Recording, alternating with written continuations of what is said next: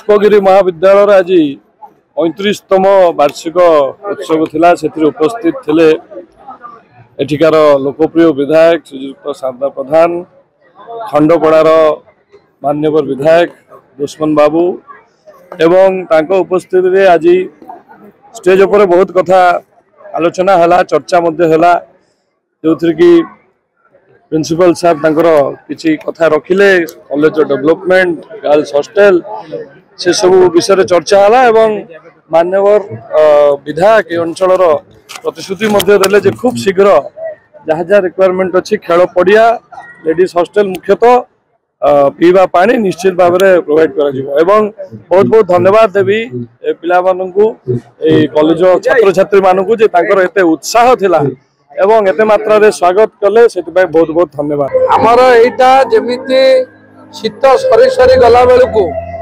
हमर प्रसिद्ध हरिकी दासक मेला सरू सरू महांगार एक छात्र छात्री मानकर पर्व पालिटिछि।